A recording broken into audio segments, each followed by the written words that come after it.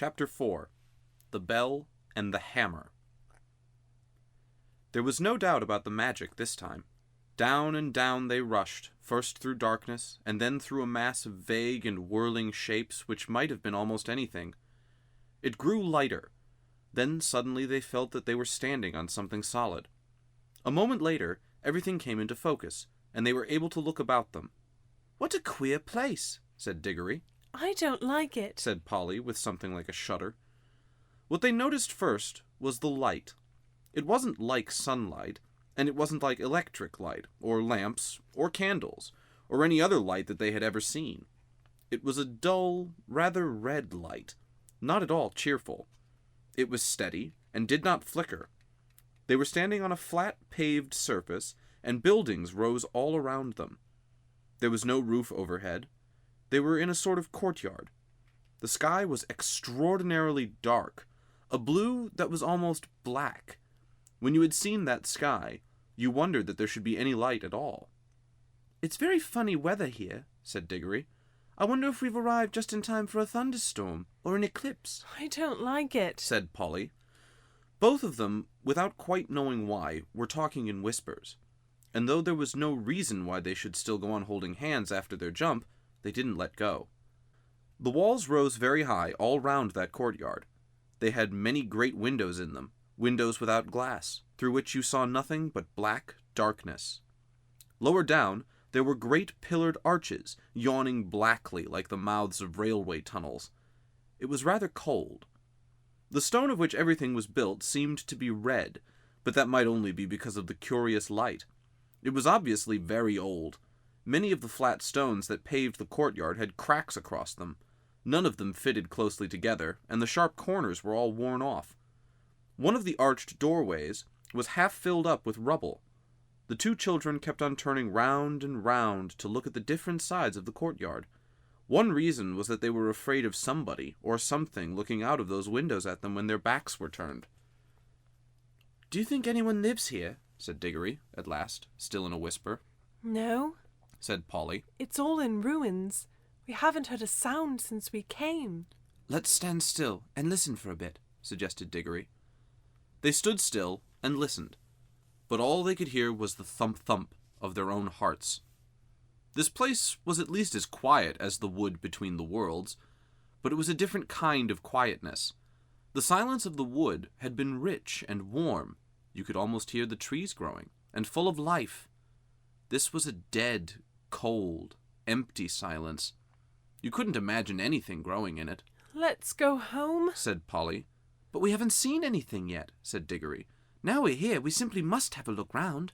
"I'm sure there's nothing at all interesting here." "There's not much point in finding a magic ring that lets you into other worlds if you're afraid to look at them when you've got there." "Who's talking about being afraid?" said Polly, letting go of Diggory's hand. "I only thought you didn't seem very keen on exploring this place." "I'll go anywhere you go." "We can get away the moment we want to," said Diggory. "Let's take off our green rings and put them in our right-hand pockets. All we've got to do is remember that our yellow are in our left-hand pockets.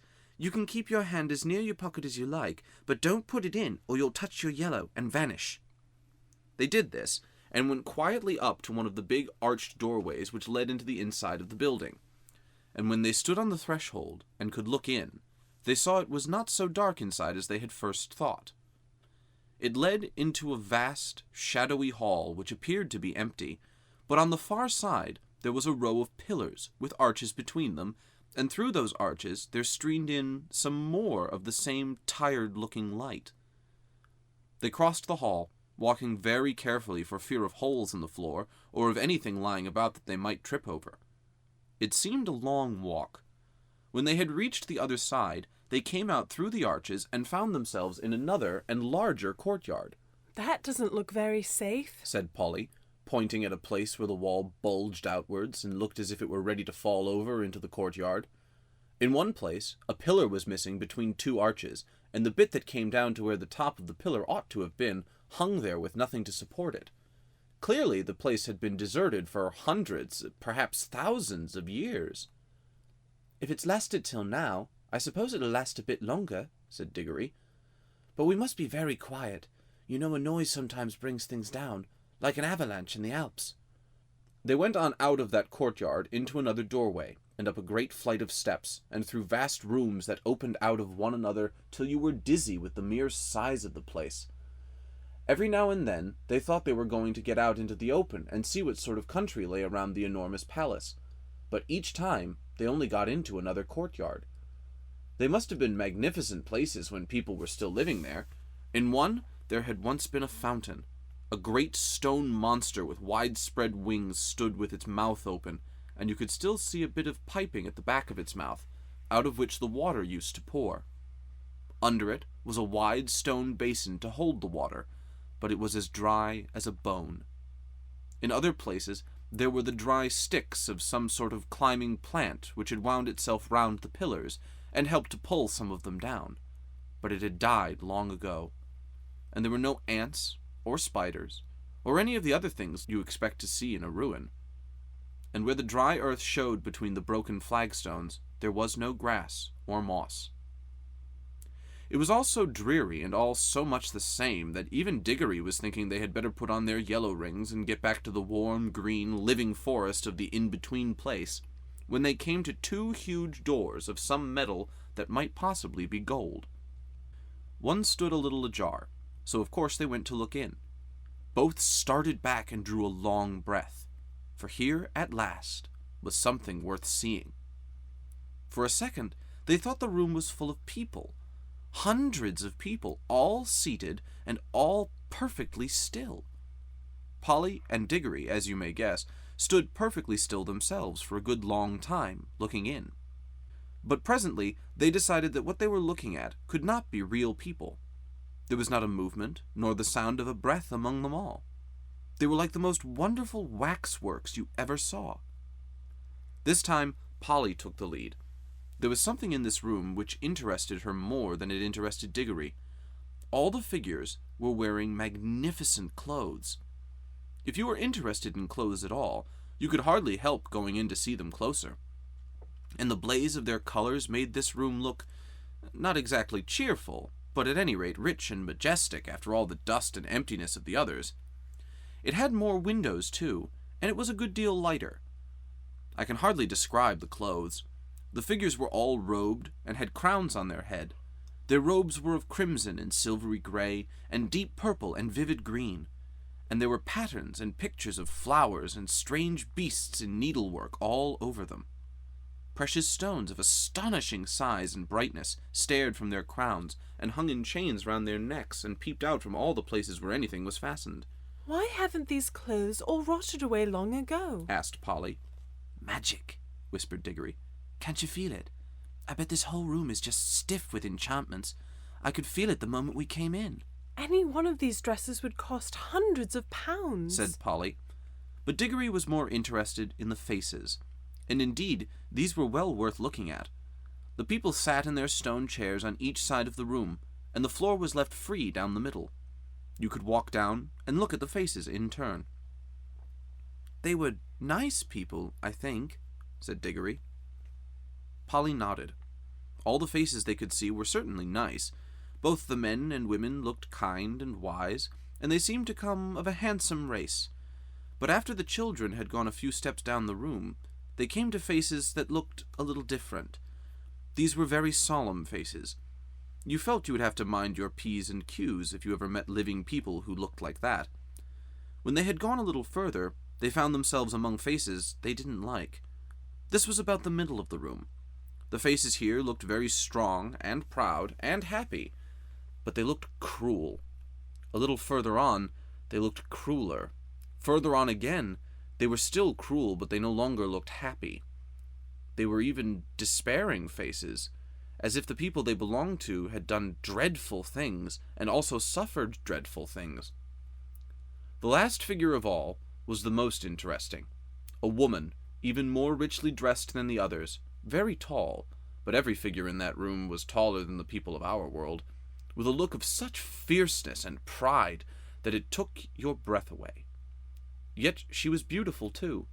Years afterward, when he was an old man, Diggory said he had never in all his life known a woman so beautiful. It is only fair to add that Polly always said she couldn't see anything specially beautiful about her. This woman, as I said, was the last, but there were plenty of empty chairs beyond her, as if the room had been intended for a much larger collection of images. I do wish to know the story that's behind all this, said Diggory. Let's go back and look at that table sort of thing in the middle of the room. The thing in the middle of the room was not exactly a table. It was a square pillar, about 4 feet high, and on it there rose a little golden arch, from which there hung a little golden bell, and beside this there lay a little golden hammer to hit the bell with. I wonder, said Diggory. There seems to be something written here, said Polly, stooping down and looking at the side of the pillar. By gum, so there is, said Diggory. But of course we shan't be able to read it. Shan't we? I'm not so sure, said Polly. They both looked at it hard, and as you might have expected, the letters cut in the stone were strange. But now a great wonder happened, for as they looked, though the shape of the strange letters never altered, they found that they could understand them. If only Diggory had remembered what he himself had said a few minutes ago, that this was an enchanted room, he might have guessed that the enchantment was beginning to work. But he was too wild with curiosity to think about that.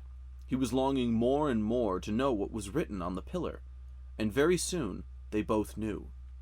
What it said was something like this. At least this is the sense of it, though the poetry, when you read it there, was better. Make your choice, adventurous stranger. Strike the bell and bide the danger, or wonder till it drives you mad what would have followed if you had. No fear, said Polly. We don't want any danger. Oh, but don't you see it's no good, said Diggory. We can't get out of it now. We shall always be wondering what else would have happened if we had struck the bell. I'm not going home to be driven mad by always thinking of that. No fear. Don't be so silly, said Polly. As if anyone would. What does it matter what would have happened? I expect anyone who's come as far as this is bound to go on wondering till it sends him dotty. That's the magic of it, you see. I can feel it beginning to work on me already. Well, I don't, said Polly crossly. And I don't believe you do either. You're just putting it on. That's all you know, said Diggory. It's because you're a girl. Girls never want to know anything but gossip and rot about people getting engaged. You looked exactly like your uncle when you said that, said Polly. Why can't you keep to the point, said Diggory. What we're talking about is... How exactly like a man, said Polly in a very grown-up voice.